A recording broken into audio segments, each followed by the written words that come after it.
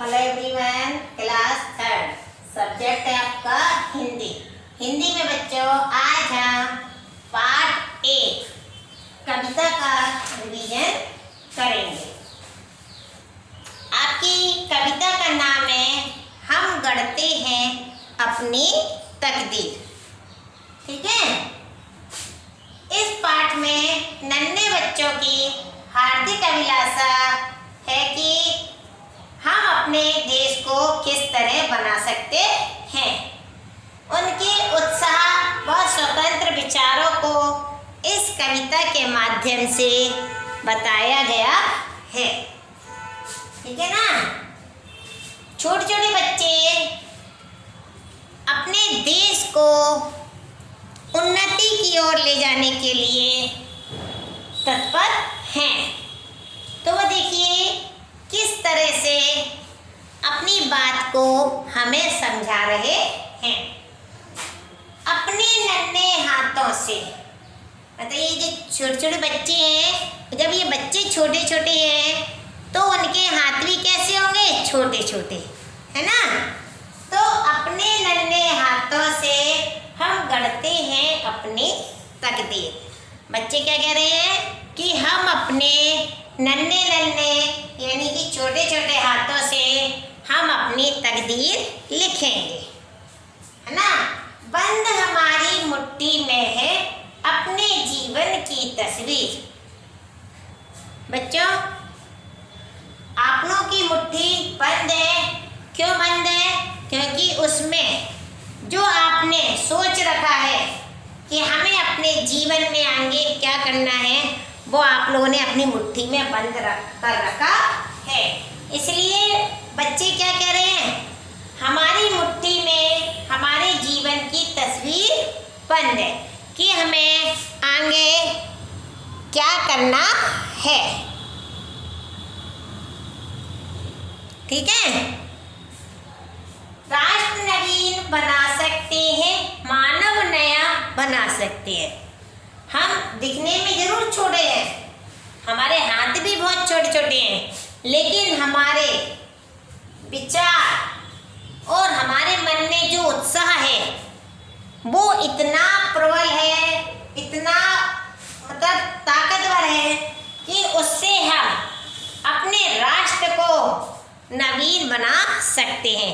जब हम अपने राष्ट्र को नवीन बनाएंगे तो उससे क्या होगा कि हमारे जो देश की जो मानव हैं हम उन्हें भी नया बना सकते हैं। ठीक है ना। हम न रुकेंगे, सदा बढ़ेंगे, तोड़ बंधनों की जंजीरें। आप लोग हमें छोटा समझकर यदि रोकने की कोशिश करेंगे तो हम कह देते हैं। बच्चे क्या कह रहे हैं, हम कह देते हैं, हम छोटे नहीं हैं। हम आप लोग के कहने से हम नहीं रुकेंगे और हम अपने नन्हे नन्हे पैरों से आगे ही आगे बढ़ते जाएंगे। हम न रुकेंगे, सदा बढ़ेंगे, है ना। बच्चे कह रहे हैं हम रुकेंगे नहीं और हम सदा ही आगे बढ़ते जाएंगे। तोड़ बंधनों की जंजीरें, मतलब तोड़ बंधनों की जंजीरें यानी कि यदि आप लोग ये कहोगे अभी आप बहुत छोटे हो, आप अपने मम्मी पापा के बिना नहीं रह सकते हो, आपको अपने मम्मी पापा की बहुत आवश्यकता पड़ेगी, तो बच्चे क्या कह रहे हैं, हम ये सब जंजीरों में नहीं बंधेंगे।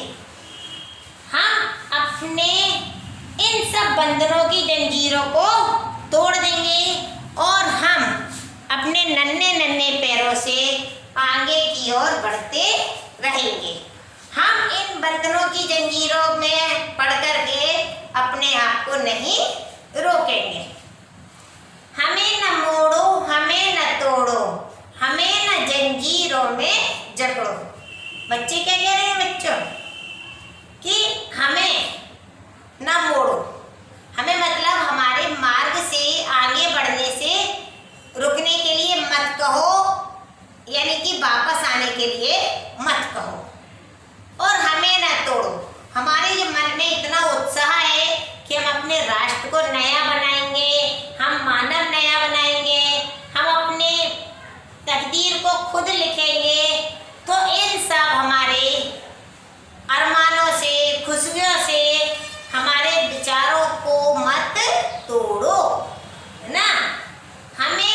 जंजीरों में जकड़ो।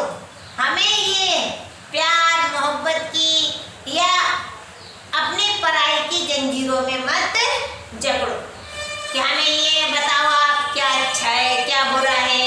हमें इस प्रकार की जंजीरों में मत जकड़ो। हम भी अनुभव करते हैं अपना सुख दुख अपनी पीर। मतलब हम इतने अपने आप को हम छोटा नहीं समझ रहे हैं। आप लोग जो ये सोच रहे हो ना कि अभी हम बहुत छोटे हैं, हम इस मार्ग पे नहीं चल सकते हैं, हम अपना राष्ट्र नया नहीं बना सकते हैं, तो आप इस भ्रम में नहीं रहना। हम अपने राष्ट्र को नया बनाने के लिए हम बिल्कुल तत्पर है, तैयार है। हम भी अनुभव कर सकते हैं कि क्या अच्छा है और क्या खराब है, और हमारे लिए क्या सुख है क्या दुख है, क्या हमारे लिए कष्टदायक है ना। अपनी पीर यानी हमारे लिए क्या कष्टदायक है। हमें स्वतंत्र छोड़ो, हमें ना रोको। मेरे प्रियजनों, हमें स्वतंत्र छोड़ दो। क्या कह रहे हैं बच्चे कि हमें किसी भी बंधन में मत बांधो, हमें सारे मोह माया के बंधनों से मुक्ति दे दो और हमें भी अनुभव करने दो अपना सुख दो अपना कष्ट। हमें स्वतंत्र छोड़ दो। आप हमें स्वतंत्र छोड़ दो और हमें ना रोको। हमें भी पता है अच्छा बुरा।